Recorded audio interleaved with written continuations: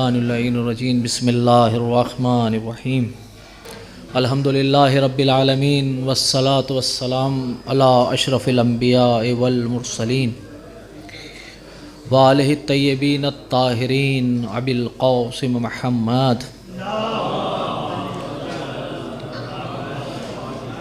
اما بعد فقد قال اللہ تعالی فی کتابہ الکریم وہو اصدق الصادقین وقولہ الحق بسم اللہ الرحمن الرحیم صلوات ارشاد فرمائے محمد والے۔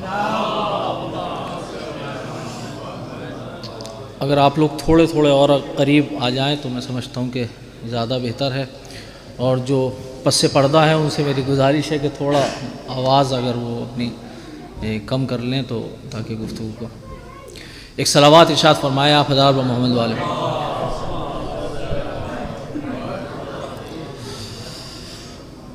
ظاہر ہے کہ تفسیر قرآن کے سلسلے سے جس سلسلہ بیان کا آغاز کیا تھا، آج ہم اس کے دوسرے مرحلے میں داخل ہو رہے ہیں۔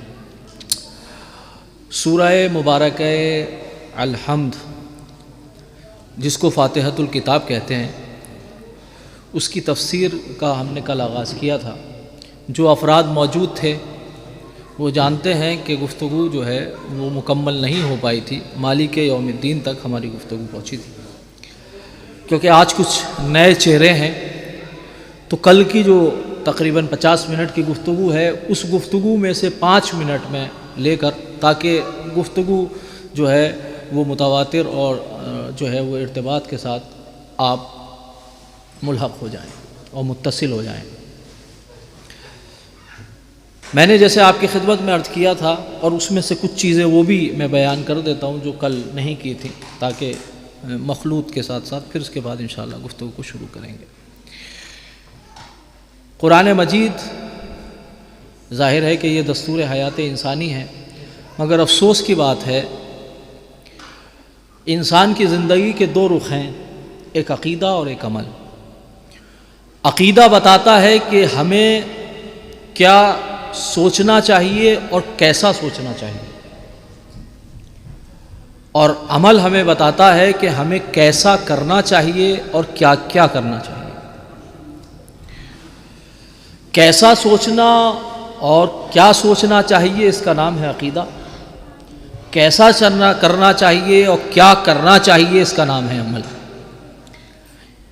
کیسا کرنا چاہیے کیا کرنا چاہیے یہ جب تک سمجھ میں نہیں آ سکتا جب تک کہ یہ سمجھ میں نہیں آئے کہ کیسا سوچنا چاہیے اور کیسے سوچنا چاہیے۔ اس لیے کہ پریکٹیکل اس وقت ہوتا ہے کہ جب تھیوریکلی اعتبار سے اس مرحلے سے آپ گزر چکے ہوں۔ یہ ممکن نہیں ہے کہ انسان بغیر سوچے سمجھے کوئی کام انجام دے، اسی لیے عقیدے کی اہمیت بہت زیادہ ہے۔ تو اگر ہمیں کچھ کرنا ہے تو کچھ کرنے سے پہلے ضروری ہے کہ کچھ پڑھنا ہے۔ اگر ہم نے کچھ نہیں پڑھا تو ہم کچھ کر نہیں سکتے، اس لیے کہ جب انسان جس چیز کو جانتا نہ ہو تو اس کو کر نہیں سکتا۔ تو ہمارے یہاں عالم اسلام میں ہمارے یہاں سے عالم اسلام کی بات کر رہا ہوں، اور اگر وضاحت کرا جائے تو عالم انسانیت بھی کہا جائے تو کوئی بعید نہیں ہے۔ وہ کتاب کہ جو انسان کی کامیابی کے لیے آئی تھی، جو انسان کو زندہ رکھنے کے لیے آئی تھی، اس کتاب کو ہم نے مردوں کے کام میں استعمال کیا۔ جب کوئی مر گیا تو ہم نے تلاوت کر لی، جب کسی کا ایصال ثواب کیا تو ہم نے تلاوت کر لی، جب کوئی گیا تو ہم نے قرآن کے سائے میں اسے گزار دیا۔ تو یہ ساری چیزیں ایک اپنی جگہ ہیں، لیکن قرآن اس لیے نہیں آیا تھا کہ صرف اس کو پڑھا جائے۔ قرآن اس لیے آیا تھا کہ اس کو پڑھا جائے، اس کو سمجھا جائے اور اس پر عمل کیا جائے۔ تو یہ بہرحال ایک الگ المیہ ہے، میں نہیں چاہتا کہ پھر وقت کی تنگی ہو اور گفتگو بیچ میں رہ جائے۔ لہٰذا سورہ مبارکہ الحمد کا متعدد نام ہیں، جس میں سے کچھ نام میں نے کل بیان کیے تھے، 1-2 نام اور جو کل نہیں بیان کیے تھے۔ جو کل بیان کیے تھے میں نے اس میں بتایا تھا کہ اس کو فاتحۃ الکتاب کہتے ہیں۔ فاتحۃ الکتاب یعنی کتاب کی اوپننگ، کتاب کی ابتدا، اور اس کو ام الکتاب بھی کہتے ہیں، کتاب کا مرکز اور کتاب کا مرجع۔ تو اس سے سمجھ میں یہ آتا ہے کہ کتاب عصر رسول میں موجود تھی، تبھی تو فاتحۃ الکتاب تھی۔ تو یہاں سے وہ مسئلہ حل ہو جاتا ہے جو کہتے ہیں کہ قرآن جو ہے وہ دوسرے یا تیسرے کے زمانے میں جمع ہوا۔ اس دونوں ناموں سے ام الکتاب اور فاتحۃ الکتاب سے یہ بات واضح ہوتی ہے کہ قرآن عصر رسول میں جمع ہو چکا تھا، تبھی تو کتاب کی اوپننگ اور کتاب کا مرکز کوئی چیز قرار پائے گی۔ یہ ایک بات تھی جو کل پیش کر چکا تھا۔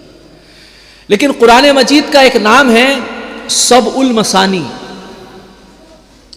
سبع کہتے ہیں عربی میں 7 کو، اور مثانی کہتے ہیں مکرر، کیونکہ سورہ مبارکہ الحمد میں 7 آیات ہیں، اور مکرر اس لیے کہ مفسرین کا کہنا ہے کہ یہ واحد وہ سورہ ہے جو 2 بار نازل ہوا۔ اچھا دیکھیں، قرآن پورا 2 بار نازل ہوا اس معنی میں کہ ایک بار قلب رسول پر اور ایک بار جبرائیل آیت با آیت لے کر آئے، وہ ایک الگ بات ہے، لیکن خود سورہ مبارکہ الحمد جو ہے وہ 2 بار نازل ہوا۔ اور اس سورہ کی اہمیت یہ ہے کہ سورہ مبارکہ ہجر میں ارشاد ہوا وَآتَيْنَاكَ سَبْعًا مِّنَ الْمَثَانِي وَقُرْآنَ الْعَظِيمِ، اے میرے حبیب ہم نے تمہیں 7 مثانی دیا اور قرآن مجید دیا، قرآن عظیم دیا۔ یعنی اس سورے کو پورے قرآن کے مقابلے میں رکھا گیا۔ تو یہاں سے یہ بات سمجھ میں آتی ہے کہ پورا قرآن ایک طرف، سورہ حمد ایک طرف۔ اور یہاں سے وہ روایت جو ابن عباس کی ہے کہ ابن عباس جو کچھ قرآن میں ہے وہ سورہ حمد میں ہے، جو سورہ حمد میں ہے وہ بسم اللہ میں ہے، اور جو بسم اللہ میں ہے وہ پورا، وہ بات سمجھ میں آتی ہے۔ تو یہ صرف روایت نہیں بلکہ قرآن بھی یہ کہہ رہا ہے کہ سورہ حمد ایک طرف ہے اور پورا قرآن ایک طرف ہے۔ میں نے کل صرف اشارہ کروں کیونکہ اب یہ فاتحۃ الکتاب ہے، کتاب کی سمری اور کتاب کا خلاصہ ہے، تو جو کچھ کتاب میں بیان کیا گیا اس کا اشارہ سورہ مبارکہ حمد میں ہوا۔ تو اگر ہمیں کسی بھی شے کی تفصیل قرآن مجید میں جاننی ہے تو اس کا اشارہ سورہ حمد میں ضرور ہے، اس لیے کہ یہ خلاصے کے طور پر ہے۔ بسم اللہ الرحمن الرحیم، یہاں سے گفتگو شروع ہوئی۔ اللہ نے عالم تکوین اور عالم تدوین، یہ کائنات عالم تکوین ہے، یہ صرف خلاصہ ہے کل کی گفتگو کا۔ عالم تکوین ہے اور یہ عالم تدوین ہے، قرآن عالم تدوین ہے۔ عالم تکوین کا آغاز کیا اول ما خلق اللہ نورا نبی کا یا جابر، اے جابر اللہ نے سب سے پہلے تمہارے نبی کے نور کو پیدا کیا۔ وَأَنَا وَعَلِيٌّ مِّن نُورٍ وَاحِدٍ، میں اور علی ایک ہی نور کے 2 حصے ہیں۔ تو لہٰذا اس کائنات کا آغاز جو ہوا وہ علی اور محمد سے ہوا۔ تو لہٰذا اس قرآن صامت اور اس تدوین کا، کتاب تدوین کا بھی آغاز جو ہے بسم اللہ سے ہوا، جو روایات میں ہے کہ بے سے مراد جو ہے وہ رسالت ہے اور نقطے سے مراد امامت ہے۔ لہٰذا کتاب تکوین اور کتاب تدوین دونوں کا آغاز امامت اور رسالت سے ہوا، توجہ کر رہے ہیں۔ لیکن اللہ نے جو الف محذوف رکھا کیونکہ وہ مظہر غیب ہے۔ اب یہاں پر میں ترجمہ کر رہا ہوں اور اس کے ساتھ ساتھ تفسیر، کیونکہ یہ تو ساری گفتگو کل کی تھی۔ کل میں نے ایک بات بتائی تھی اور اسی کی منہج پہ آج گفتگو بھی کرنا ہے کہ قرآن مجید کی تفسیر تو اس کے بہت ساری روش اور مناہج ہیں، طریقے ہیں، اسلوب ہیں۔ کبھی آپ قرآن کی تفسیر قرآن سے کرتے ہیں، روایات سے کرتے ہیں، فلسفے سے کرتے ہیں، الگ الگ۔ اس میں سے ایک جو قرآن کی تفسیر، اس کو تفسیر قرآن بالقرآن کہا جا سکتا ہے، لیکن ابھی ہمارے سامنے ایسی تفسیر نہیں آئی ہے، اگرچہ اس کے بعض موارد بعض تفاسیر میں ذکر کیے گئے ہیں، لیکن ایک مکمل تفسیر اس منہج پر نہیں آئی ہے۔ کہ قرآن کی ایک خوبصورتی یہ ہے کہ قرآن کو آپ جب پڑھتے ہیں تو اس میں ایک لفظ کسی شے کے لیے دعویٰ بنتا ہے تو دوسرا لفظ اس دعوے کی دلیل بنتا ہے، اور جب اور آگے بڑھتے ہیں تو پھر جو بیچ والا لفظ ہے وہ دعویٰ بنتا ہے، اپنے ماقبل کو ثابت کرتا ہے، اور اس کے بعد والا مڈل والے کو ثابت کرتا ہے۔ یہ ترتیب ہے جو ہم نے کل آج اسی کے منہج پر جو ہے وہ گفتگو کو شروع کریں گے. تو بسم اللہ الرحمن الرحیم شروع کرتے ہیں یا مدد چاہتے ہیں اللہ کے نام سے جو بڑا رحمان و رحیم ہے. اللہ، لفظ اللہ کے بعد جو اسم ذات ہے اس کے بعد اس نے اپنی صفت کا ذکر کیا جو رحمان اور رحیم کی صفت ہے. رحمان مبالغے کا صیغہ ہے، یعنی بہت زیادہ رحم کرنے والا، اور رحیم صفت مشبہ ہے. فرق یہ ہے کہ رحمان کے جو انتہائی کثرت کے ساتھ رحم کرے، رحیم جو رحم تو کرے مگر اس کا رحم اس سے کبھی جدا نہ ہو. توجہ کر رہا ہے؟ یعنی وہ صفت اس سے جدا نہ ہوتی ہو. بہت ساری چیزیں ایسی ہیں، جیسے آپ کہیں شاعر، تو شاعر ہر لمحہ شاعر نہیں ہے، اس وقت شاعر ہے جس وقت وہ شعر کہہ رہا ہے.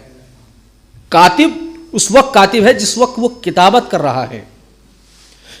شاہد اس وقت تک گواہ ہے جب تک کہ وہ گواہی دے رہا ہے. لیکن ہم کہیں شہید یعنی جس سے شہادت ایک لمحے کے لیے جدا نہ ہو. تو وہ رحمان ہے اس پوری کائنات کے اوپر، کثرت کے ساتھ رحم کر رہا ہے. کثرت کے ساتھ مبالغے کا صیغہ کیوں رکھا گیا؟ اس لیے کہ وہ سب کے اوپر رحم کر رہا ہے. کافر ہو اس کا نام نہ لیتا ہو، مشرک ہو، مومن ہو، وہ سب کے لیے جو ہے وہ رحمان ہیں. لیکن رحیم کی صفت وہ ہے جو اس سے جدا نہیں ہو سکتی. تو رحمان وہ کثرت رکھتا ہے اس معنی میں کہ سب کے اوپر وہ رحم کر رہا ہے، مگر یہ رحمت کا سلسلہ منقطع ہو جائے گا جب دنیا ختم ہو جائے گی. توجہ کر رہے ہیں؟ لیکن رحیم اس رحمت کو کہتے ہیں کہ جس کا سلسلہ نہیں کٹتا. تو وہ مومنین کے لیے اس دنیا میں بھی رحم رکھتا ہے اور آخرت میں بھی یہ سلسلہ کٹنے والا نہیں ہے. تو لہذا اس کے لیے لفظ رحیم کا استعمال کیا گیا. لیکن جب دوبارہ تکرار ہوئی، آپ کہتے ہیں الحمدللہ رب العالمین الرحمن الرحیم. تو الرحمن الرحیم جو ہم بسم اللہ میں پڑھ کے آئے تھے، یہاں پر بھی وہ تکرار ہوا. لیکن وہاں جو معنی ہے وہ یہ ہے جو ہم آپ کے سامنے پیش کر چکے، لیکن یہاں معنی مختلف ہیں، کسی حد تک متصل ہیں، لیکن اگر دقت کی جائے تو مختلف بھی ہیں. ذرا غور کیجئے گا. الحمدللہ، انسان جب اس دنیا میں آتا ہے اور وہ باشعور ہوتا ہے تو اپنے اندر کچھ چیزیں دیکھتا ہے اور اس کائنات کو دیکھتا ہے. یہ دو ہی چیزیں ہیں، خود کو دیکھتا ہے اور اس کائنات کو دیکھتا ہے. اسی لیے قرآن نے کہا سنریہم آیاتنا فی الآفاق وفی انفسہم حتی یتبین لہم انہ الحق. ہم اپنی نشانیاں دکھائیں گے خود انسان کے نفس میں، اور کس میں دکھائیں گے؟ اس پوری آفاق اور اس پوری کائنات میں. تو انسان نے دو طریقے کی نشانیاں دیکھی، اپنے نفس کے اندر، اپنی ذات کے اندر، اور اس کائنات کے اندر. اگر کوئی انسان نابینا ہے، وہ اس کائنات کو نہیں دیکھ سکتا. قرآن نے آواز دی تو کم سے کم تم اپنے آپ کو تو دیکھ سکتے ہو. اس لیے کہ تم کو اپنے آپ کو دیکھنے کے لیے آنکھوں کی ضرورت نہیں ہے. دیکھیے غور کیجئے گا، انسان کے اپنے ثبوت کے لیے، اپنے اعضاء و جوارح کو محسوس کرنے کے لیے، اپنے آپ کو پہچاننے کے لیے اسے آنکھوں کی ضرورت نہیں ہے. تو اس کا مطلب یہ ہے کہ آنکھیں معرفت کا ذریعہ ہر جگہ نہیں ہوتی. بغیر آنکھوں کے بھی انسان معرفت رکھ سکتا ہے، بغیر آنکھوں کے بھی انسان دیکھتا ہے. میں یہ کہوں تو غلط نہ ہوگا. بغیر کانوں کے بھی انسان سنتا ہے، بغیر زبان کے بھی انسان بولتا ہے، مگر اس کو سمجھنے والا چاہیے. توجہ کیجئے گا. یہی وجہ ہے کہ آپ دیکھیں خواب اس کی بہترین تعبیر ہے.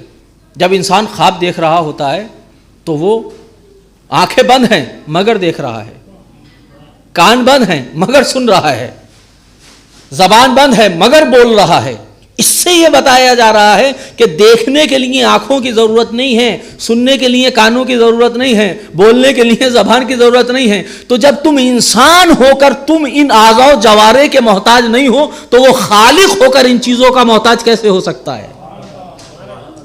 لہذا وہ دیکھتا ہے مگر آنکھ نہیں رکھتا. وہ بولتا ہے مگر زبان نہیں رکھتا، وہ جو ہے سنتا ہے مگر کان نہیں رکھتا.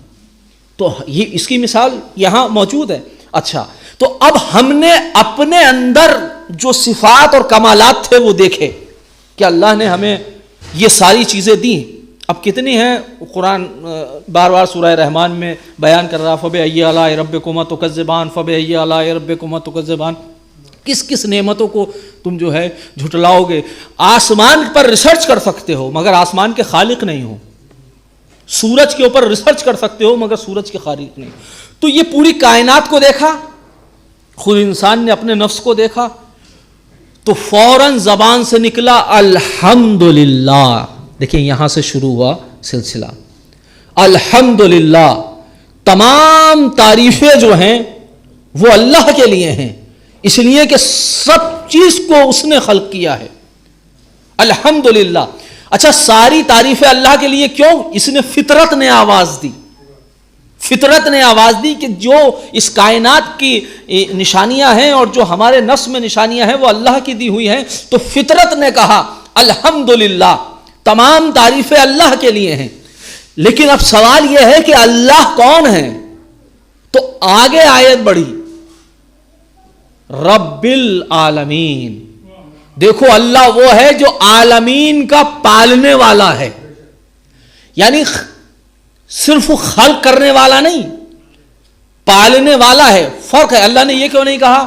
کہہ سکتا تھا الحمدللہ ہے خالق العالمین، کہ وہ عالمین کا خلق کرنے والا ہے. اس لیے کہ خلقت کا تعلق ممکن ہے کہ کوئی انسان کوئی شے کو بنائے اور اس کا رابطہ اپنے مخلوق سے نہ رہے. نہ جانے کتنے ایسے جانور ہیں کہ جو اپنے بچوں کو جنم دیتے ہیں، وجود دیتے ہیں اور پھر اس کے بعد الگ ہو جاتے ہیں.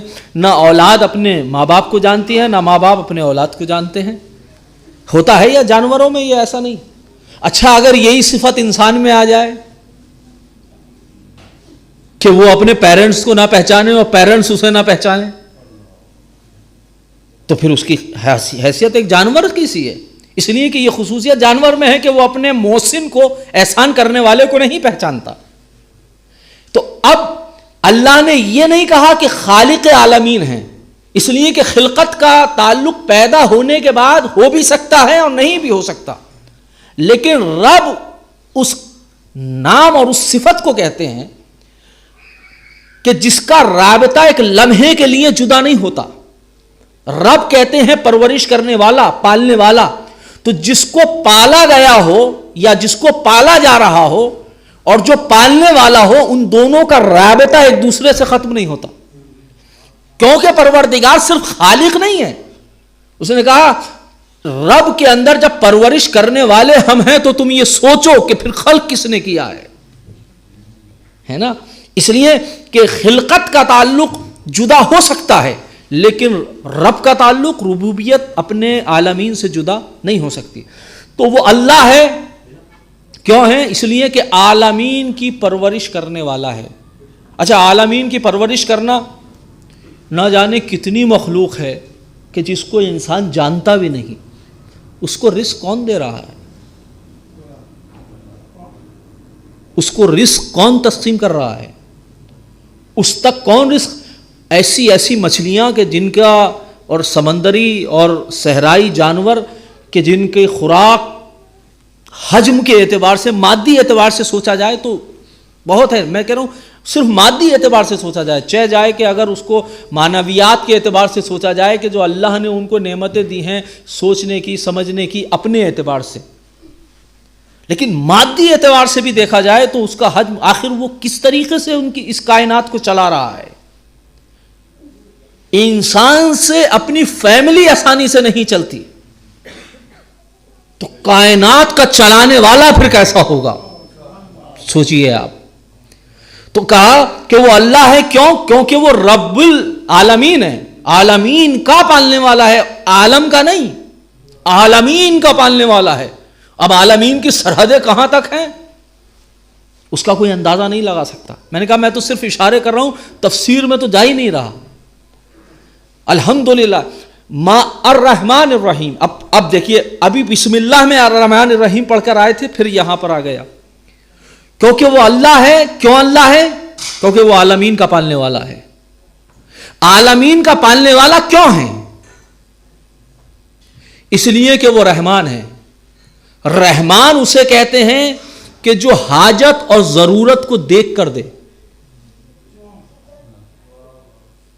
اس کو رحمان کہا جاتا ہے. کس کی کیا ضرورت ہے؟ اگر اس نے کائنات کو خلق کیا ہے اور اس کی پرورش اور اس کی تربیت کر رہا ہے تو جو ضرورت کے اعتبار سے عطا کرے، تو جب ضرورت کے اعتبار سے عطا کرے گا تو اس میں یہ دیکھنے کی ضرورت نہیں ہے کہ یہ مومن ہے یا یہ کافر ہے، یہ حیوان ہے یا یہ انسان ہے، یہ کالا ہے یا یہ گورا ہے، یا یہ فلاں جگہ کا ہے یا یہ فلاں جگہ کا. نہیں، حاجت اور ضرورت کو دیکھ کر جو عطا کرے اس کو رحمان کہتے ہیں. اور جو عمل کو دیکھ کر دے اس کو رحیم کہتے ہیں. اسی لیے اس نے کہا الرحمن وہ تمام عالمین کا پالنے والا ہے، ان کی ضرورت کے اعتبار سے دے رہا ہے. لیکن وہ رحیم ہے، مالک یوم الدین، اس لیے کہ وہ یوم جزا کا مالک ہے.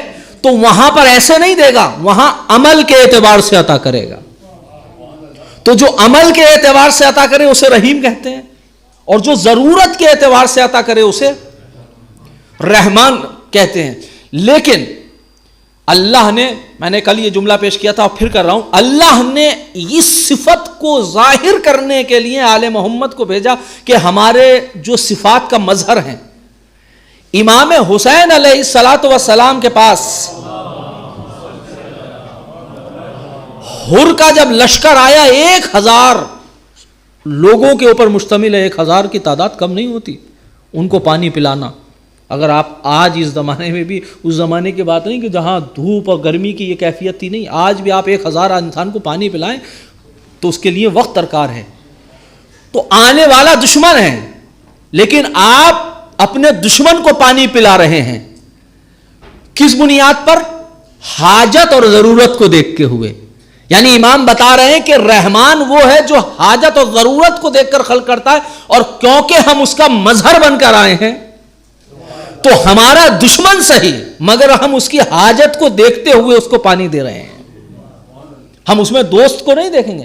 لیکن وہی، بہت غور کیجئے گا، وہی حر جو دشمن بن کر آیا تھا، وہی حر کہ جو قید کرنے کے لیے آیا تھا، امام نے اسے پانی دیا. اس بنیاد پر نہیں دیا کہ تم ہمارے دوست ہو، اس بنیاد پر نہیں دیا کہ تم ہمارے چاہنے والے، نہیں، جس سے پروردگار تمام عالمین کو دے رہا ہے، چاہے کافر ہے، مشرک ہے، سب کو حاجت اور ضرورت کے پیش نظر دے رہا ہے. ویسے ہی آواز دی، حر یہ تمہاری ضرورت ہے، پانی تمہاری حاجت ہے، تو ہم تمہیں ضرورت کے اعتبار سے دے رہے ہیں، لیکن ہم تمہیں معاف نہیں کریں گے. معاف کب کیا جائے گا؟ لیکن وہی حر جب ندامت کے پسینے کو لے کر قدموں میں گرا تو اب مسئلہ آیا عمل کا. کہا اب تم نے کیونکہ عمل انجام دیا تو تمہارے عمل کو دیکھ کر ہم تمہیں معاف کر رہے ہیں. اس کا مطلب یہ ہے کہ جس طریقے سے عمل کو دیکھ کر وہ رحیم ہیں، ویسے ہی انہوں نے عمل کو دیکھتے ہوئے اس کو معاف کیا. تو رحمان پانی کا مظہر پانی پلایا رحمان کا مظہر بن کر، معاف کیا رحیم کا مظہر بن کر. کیونکہ عمل کو دیکھ کر جو بخش دے اس کو رحیم کہتے ہیں، اور جو حاجت کو دیکھ کر دے اس کو رحمان کہتے ہیں. تو حاجت کو دیکھتے ہوئے پانی پلایا اور عمل کو دیکھتے ہوئے اس کو معاف کر دیا. تو اب مالک یوم الدین، بہت غور کیجئے گا، وہ مالک یوم الدین ہیں، یوم دین کا مالک ہے. یوم دین یعنی قیامت کا، جزا کے دن کا مالک ہے. تو یہاں سوال یہ پیدا ہوتا ہے کہ اللہ روز جزا ہی کا مالک ہے؟ اب کیا وہ مالک اور حاکم نہیں ہے؟ تو ظاہر ہے کہ وہ اب بھی مالک اور حاکم آج بھی ہے اور اب بھی ہے اور ہمیشہ رہے گا. لیکن وہاں کی مالکیت میں اور دنیا کی مالکیت میں فرق کیا ہے؟ بہت غور کیجئے گا، دونوں کی مالکیت میں فرق کیا ہے؟ فرق یہ ہے کہ دنیا کا وہ مالک ہے مگر اس نے اپنی مخلوق کو اختیار دیا ہے کہ چاہے وہ صحیح کرے چاہے وہ غلط کرے، چاہے وہ حسین کے چاہنے والوں میں بن جائے یا یزید کے چاہنے والوں میں بن جائے. یہاں اس کو اختیار دیا گیا ہے. لیکن روز جزا کی کیفیت یہ ہے وہاں مالک وہ ہے کہ جہاں اختیارات کو سلب کر لیا جائے گا.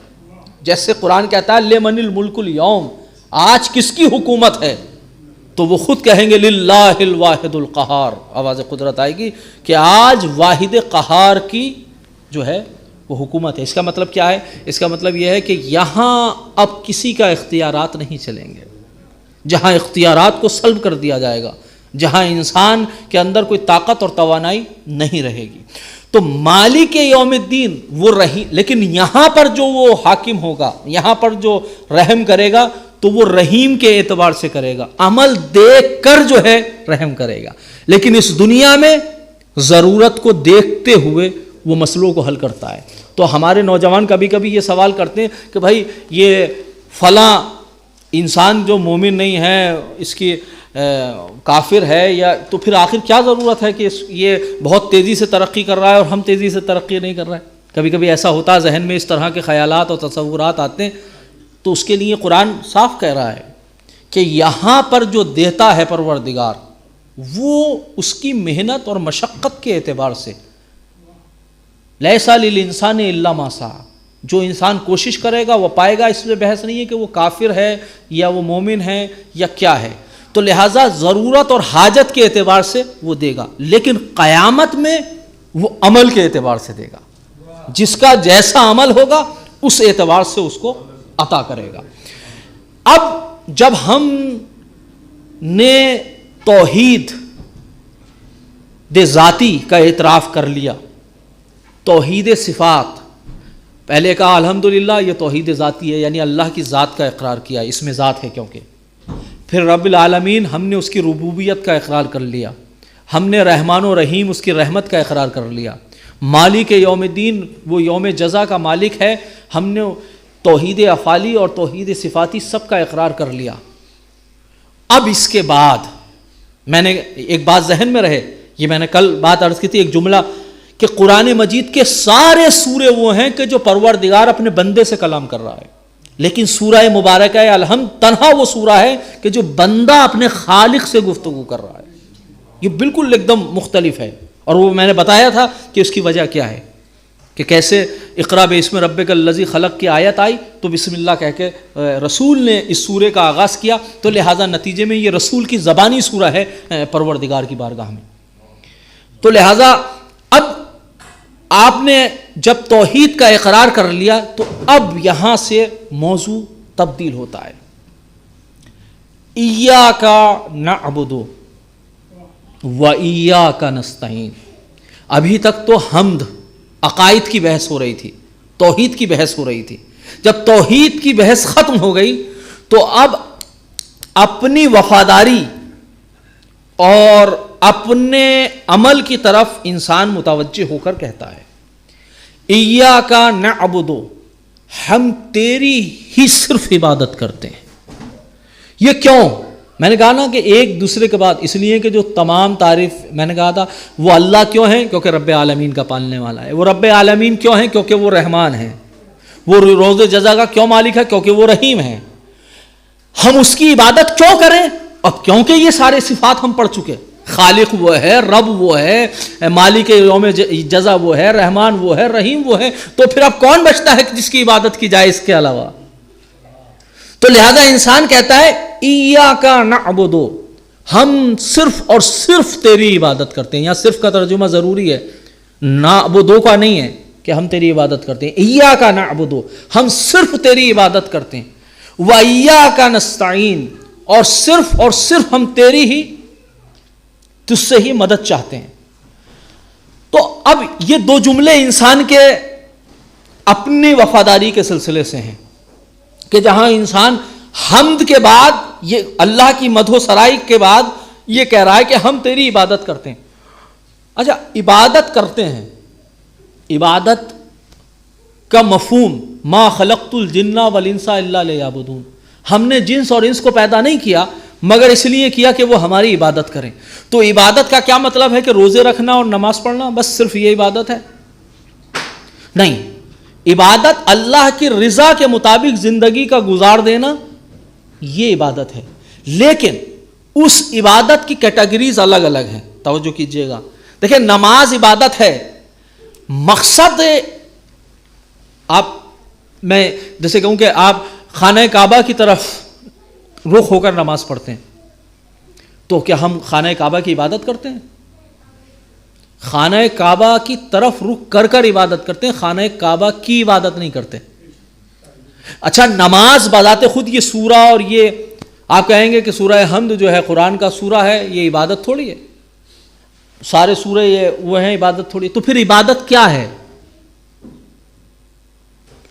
ذرا غور کیجئے گا, بہت اہم بات ہے جو پیش کر رہا ہوں. عبادت کیا ہے؟ عبادت جو ہے وہ امر الہی ہے, یعنی خدا کے حکم, یہ ہے عبادت. خدا کے حکم کو تسلیم کرنا اور اس پر عمل کرنے کا نام ہے عبادت. اب وہ حکم کی کیٹیگریز مختلف ہوتی ہیں. کبھی حکم ایسا ہوتا ہے کہ یہ کرنا ضروری ہے, کبھی یہ حکم ہوتا ہے کہ یہ نہ کرنا ضروری ہے, کبھی ہوتا ہے نہیں کر لو تو کوئی بات نہیں ہے, نہیں کرو گے تو کوئی حرج نہیں.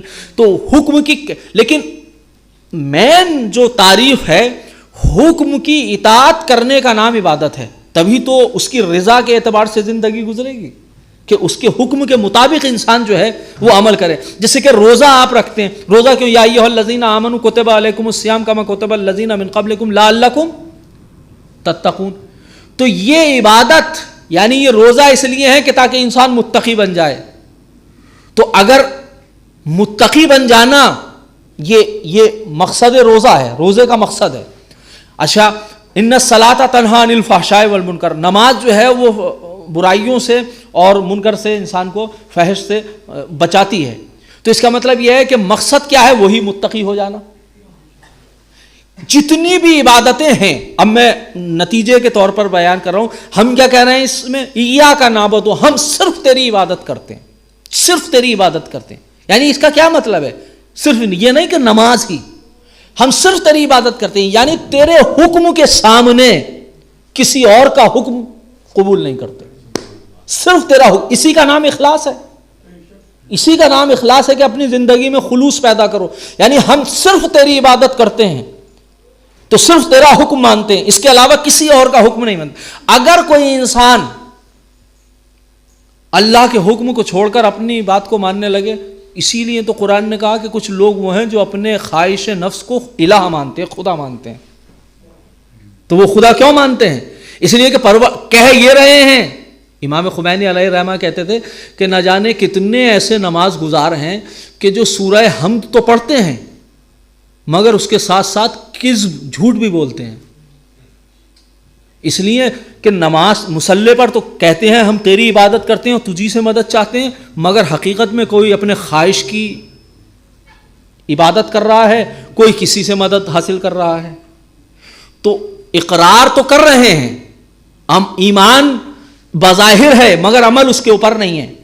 تو ایاک نعبد, توجہ کیجئے گا, ایاک نعبد, وہ سوال جو آپ کے ذہن میں آ رہا ہے اس کو بھی میں حل کرنے کی کوشش کر رہا ہوں. ایاک نعبد, ہم تیری ہی عبادت کرتے ہیں, یعنی صرف تیرے حکم کو ہم مانتے ہیں, تیرے حکم کو ہم کے سامنے سلنڈر ہو جاتے ہیں. وَإِيَّاكَ نَسْتَعِينُ, اور صرف تجھی سے مدد چاہتے ہیں. تو عبادت کے دو رخ ہیں, اللہ نے حکم اپنے دو طریقے کے دیے. ایک تو وہ ہے کہ جس میں کوئی عبادت ہے ایسی کہ جس میں شرط نیت نہ ہو, کوئی عبادت ہی نہیں ہے پھر وہ جس میں نیت شرط نہ ہو.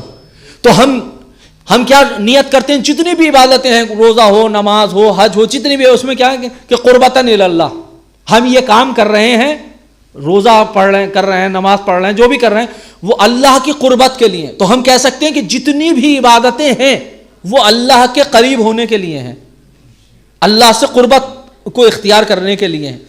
تو قربت جو انسان کرے گا تو اس کے طریقے کے لیے, اگر فرض کریں قبلہ یا عاصم بھائی مجھ سے کہیں کہ آپ میرے گھر آئے, تو گھر آنے کا مطلب قریب ہونا ہے, مثال دے رہا ہوں, ڈریے گا نہیں تو ڈریے, ہاں. تو اب میں اگر ان سے قریب ہوں اور گھر جاؤں ان کے, تو یہ مجھے ایڈریس دیں گے, طریقہ قربت یہ بتائیں گے کہ میں کیسے قریب ہوں. فون ہی سے کام ہوگا یا آپ آئیں گے تو میں ایڈریس آپ کو دے دیتا ہوں.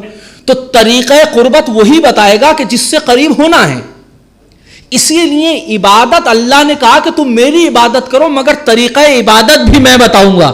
جو ابھی آپ سوال کر رہے تھے رضا کہ عربی ہی میں کیوں نماز کو پڑھا جاتا ہے، کیونکہ وہ جانتا ہے کہ قربت کا طریقہ سب سے بہتر کون سا ہے. کیونکہ اگر اس نے عبادت بتائی ہے کہ عبادت تم میری کرو، میرے حکم کو مانو، لیکن میری یہ ساری عبادتیں کس لیے ہیں کہ مجھ سے قریب ہو، تو طریقہ قربت کون بتائے گا، قریب ہونے کا طریقہ کون بتائے گا؟ اللہ. اسی وجہ سے اس نے خود بتایا کہ نماز کا طریقہ کیا ہے، روزے کا طریقہ کیا ہے، حج کا طریقہ، یعنی مجھ سے قریب ہونے کے طریقے اور سلیقے کیا ہیں. یہ تم میں یہ ایک الگ بات ہے کہ میں آ نہیں سکتا اور تم میرے پاس تک آ نہیں سکتے، اس لیے کہ جب موسیٰ جیسا نبی ایک تجلی میں بے ہوش ہو جائے تو ہم نے تمہارے درمیان اور اپنے درمیان محمد و آل محمد کو رکھا تاکہ وہ تمہیں بتائیں کہ عبادت کیا ہے اور طریقہ عبادت کیا ہے نا. اسی لیے رسول نے کہا صلو کما رأیتمونی اصلی، ایسے نماز پڑھو جیسے میں پڑھتا ہوں. تو یہ حقیقت میں کون کہہ رہا ہے؟ کہہ نہیں رہے، پروردگار کہلوا رہا ہے کہ دیکھو میری عبادت کیسی ہوگی. تو اب عبادت اللہ کی، ایاک نعبد، تو ہم اللہ کی عبادت کرتے ہیں. اچھا اللہ نے طریقہ بتایا کہ بھئی یہ نماز پڑھو. اچھا جب ہم نماز پڑھی اور نماز جو پڑھنے کے بعد یہاں پر علامہ طالب جوہری صاحب بڑا اچھا، معروف خدا غریق رحمت فرمائے، درجات بلند فرمائے، بڑا اچھا جملہ کہتے تھے. وہ کہتے تھے کہ جب آپ نماز پڑھو تو نماز میں جب اذان کہتے ہو تو کیا کہتے ہو؟ اشہد ان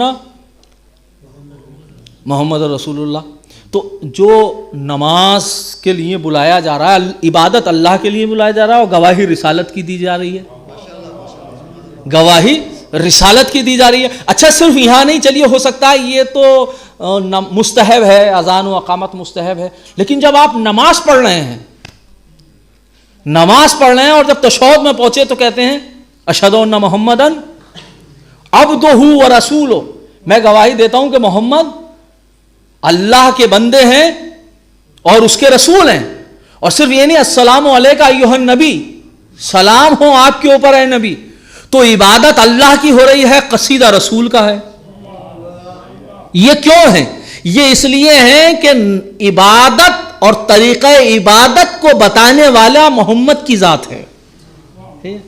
اب کچھ لوگ اس سے بھی آگے بڑھ جائیں، ان کا دل ہوتا ہے کہ وہ کچھ اور بھی بڑھا دیں، تو بڑھانے کا حق نہیں ہے.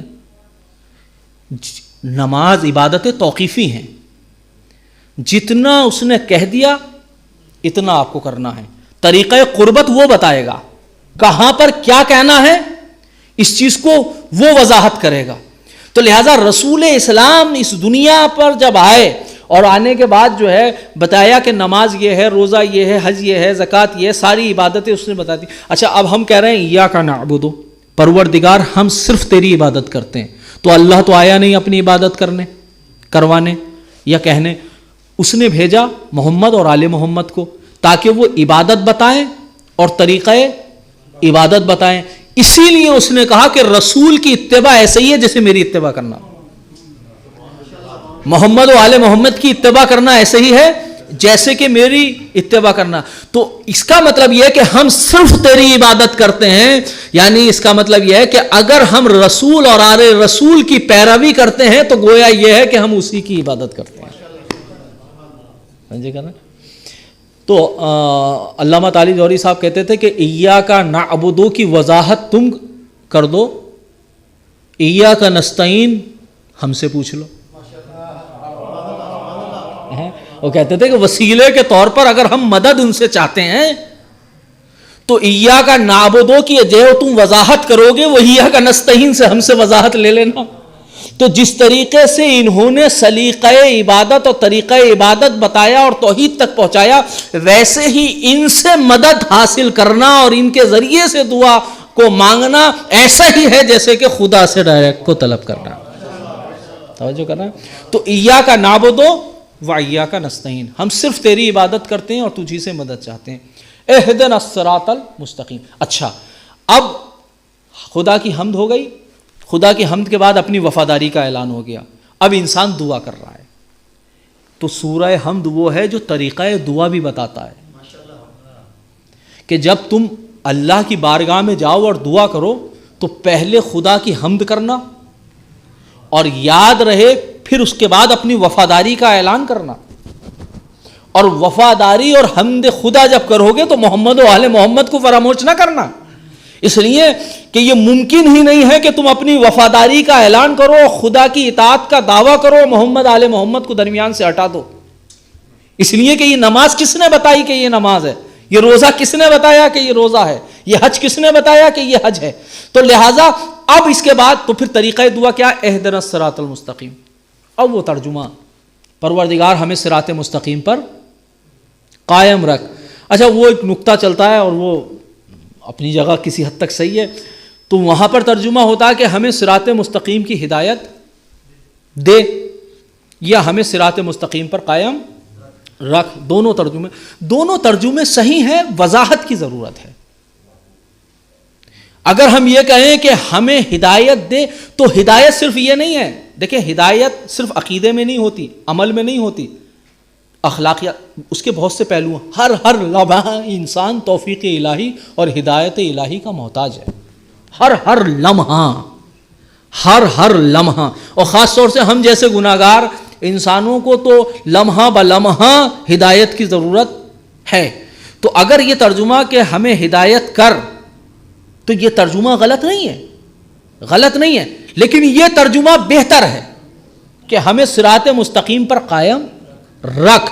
کیوں بہتر کیوں ہے؟ کیونکہ یہ ترجمہ وہ ہے کہ جو لوگوں کو اور آل محمد کو بھی اپنے ساتھ لے لیتا ہے۔ بھائی نماز، آل محمد جب نماز پڑھتے تھے تو ظاہر ہے کہ یہ سورہ پڑھتے تھے، اس سورے میں اگر وہ یہ پڑھتے تھے اہدنا الصراط المستقیم،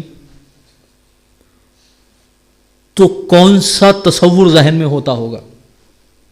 بہت سینسٹیو سوال ہے۔ بھائی ہم اگر پڑھ رہے ہیں تو ہمارے لیے تو ٹھیک ہے کہ ہم تو گناہ گار ہیں، گناہ ہوتے ہیں تو پروردگار ہدایت کر، لیکن محمد و آل محمد ہدایت کر، ان کے لیے ہدایت کرنے والا اس لیے یہ ترجمہ زیادہ اہم ہے کہ ہمیں صراط مستقیم پر قائم رکھ۔ اچھا قائم رکھ، قائم تو وہ ہیں، قائم کو رکھنا ہے۔ اچھا دیکھیں دعا قرآن نے کہا قل رب زدنی علما، پروردگار میرے علم میں اضافہ فرما۔ تو جو شہر علم ہو وہ دعا کر رہا ہے کہ میرے علم میں اضافہ فرما۔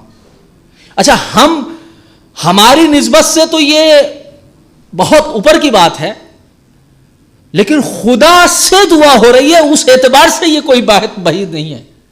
رسول اسلام اپنے خالق سے کہہ رہے ہیں رب زدنی علما، پروردگار میرے علم، تو رسول کا علم کتنا بھی آگے بڑھ جائے خدا سے زیادہ نہیں ہو سکتا ہے نا۔ تو جہاں خدا تک ہو جائے وہاں گنجائشیں باقی رہتی ہیں۔ تو عالم امکان کی سرحدیں مکمل ہو گئیں ذات رسول پر، جتنا بھی ہو سکتا تھا، لیکن الوہیت کی سرحدیں لامحدود ہیں۔ تو اسی طرح سے پروردگار مجھے صراط مستقیم پر قائم رکھ، تو اس کے قیام کی کوئی سرحد نہیں ہے کہ کس حد تک بہتر سے بہتر انسان بہتر سے بہتر اور بہتر سے بہترین کی طرف جاتا رہے۔ تو جو کچھ عالم امکان میں ممکن ہو سکتا تھا محمد و آل محمد نے اس کو بہتر کر کے دکھایا، اور چاہتے یہ ہیں کہ ہم بھی ویسے ہی کریں کہ جیسے کہ وہ کر گئے۔ اسی کا نام اتباع ہے، اسی کا نام اطاعت ہے۔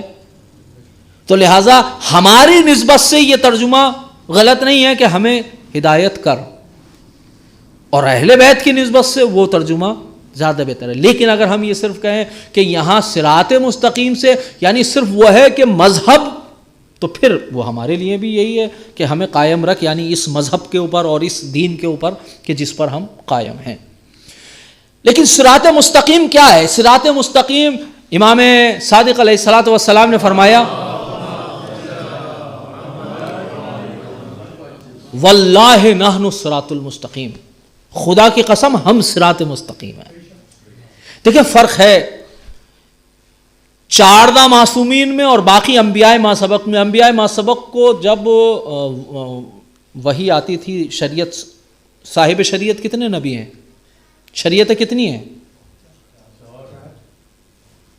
5 ہماری سمجھ لا کے بھئی 5 اولو العزم نبی ہے نا، نوح، ابراہیم، عیسیٰ، موسیٰ، جناب ابراہیم، اول نوح، دوسرے ابراہیم، موسیٰ، عیسیٰ اور حضرت محمد مصطفیٰ صلی اللہ علیہ وسلم۔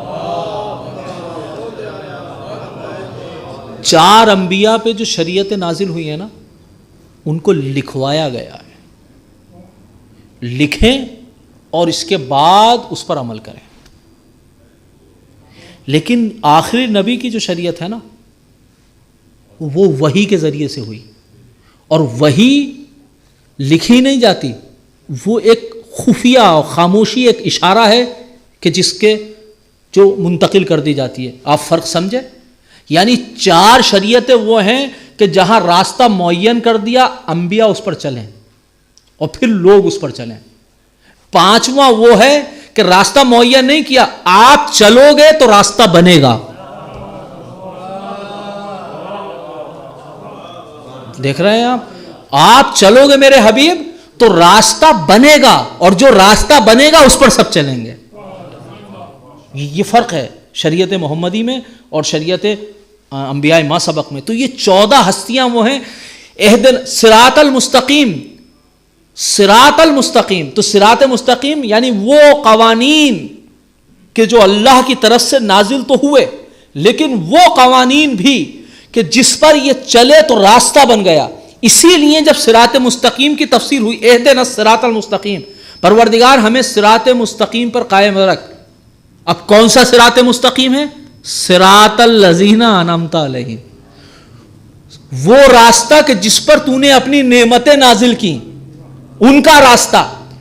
یعنی یہ نہیں ہے کہ وہ راستہ پہلے تھا وہ چل رہے تھے، نہیں، یہ ان کا راستہ ہے جن پر نعمتیں نازل ہوئی۔ یہ نہیں کہ ان کا راستہ، ایک ہے وہ راستہ جن کے اوپر چلنے والوں پر تو نے نعمتیں نازل کی، ایک ہے کیفیت یہ، ایک یہ ہے کہ نہیں ان کا راستہ کہ جس نے تجھ پر نعمتیں نازل کی تھی۔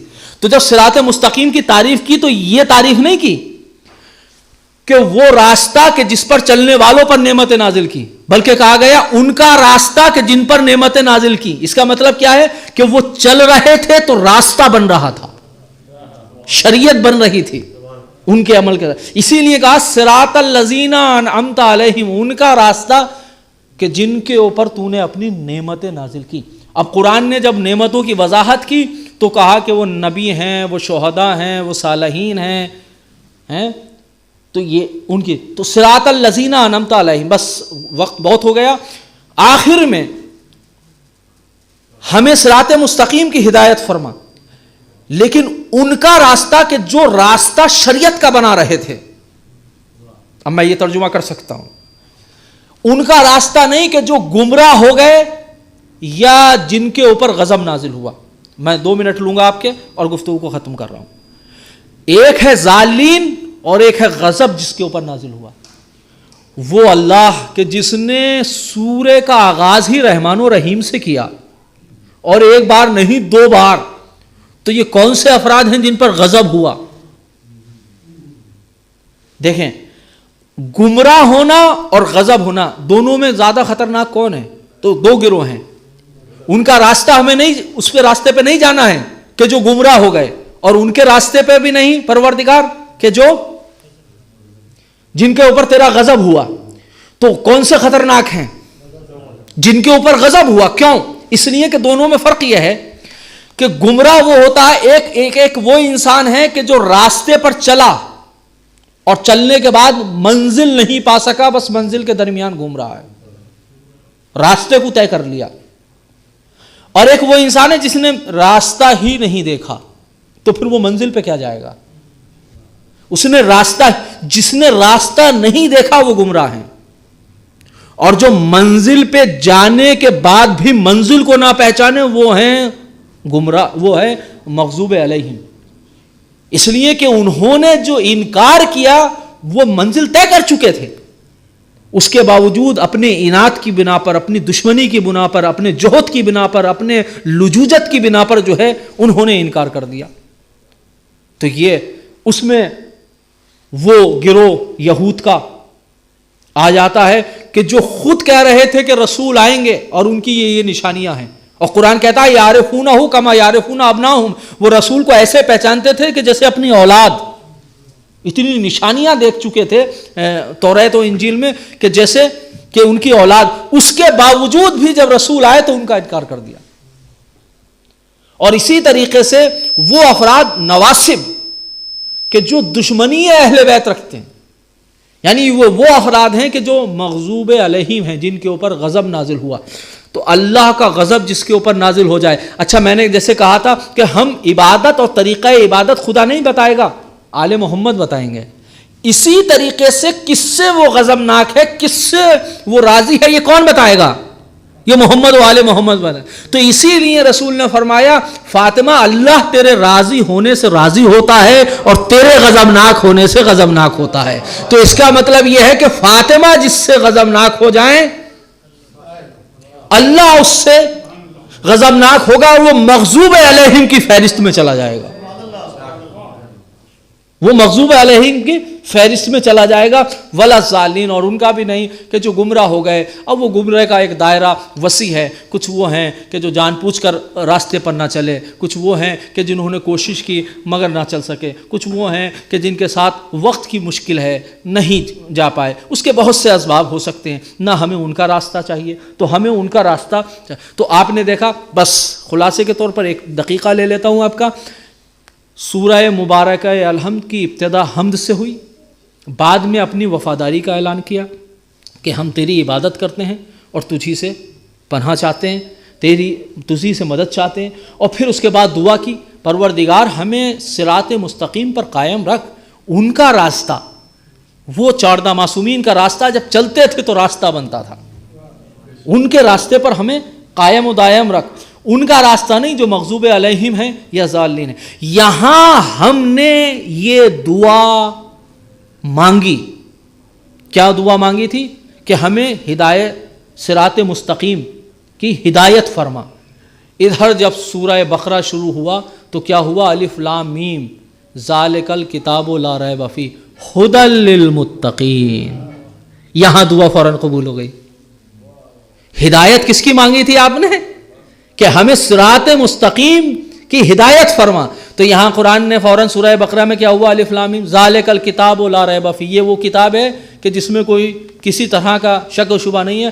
ھدی للمتقین، یہ متقین کے لیے ہدایت ہے. تو تم ہدایت مانگ رہے تھے، لو ہم تمہیں ہدایت کتاب کی شکل میں دے دیتے ہیں.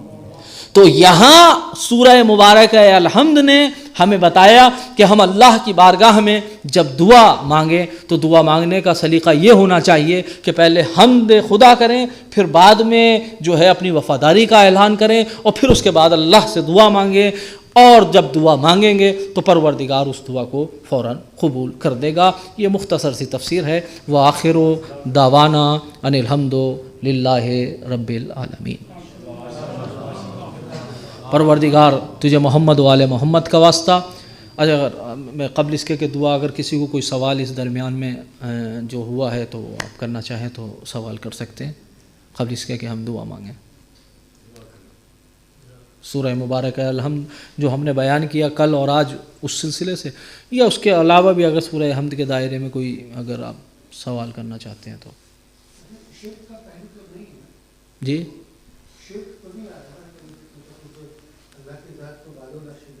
جی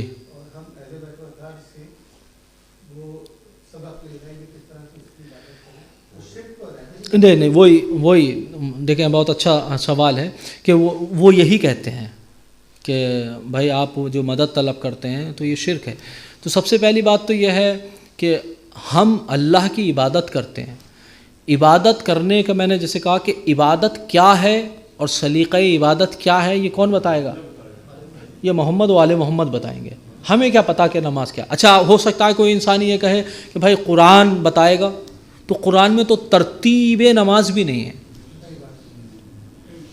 قرآن میں سجدے کا ذکر ہے، قرآن میں رکوع کا ذکر ہے، قرآن میں سورے ہیں، مگر اگر کوئی انسان چاہے کہ 2 رکعت نماز پڑھے، اگر میرا دل چاہ رہا ہے کہ میں بجائے اس کے کھڑے ہو کے نماز کا آغاز کروں، میں تو بیٹھ کے کرنا چاہتا ہوں اور ختم کھڑے ہو کے کرنا چاہتا ہوں، تو قرآن پہ تو میں نے عمل کیا.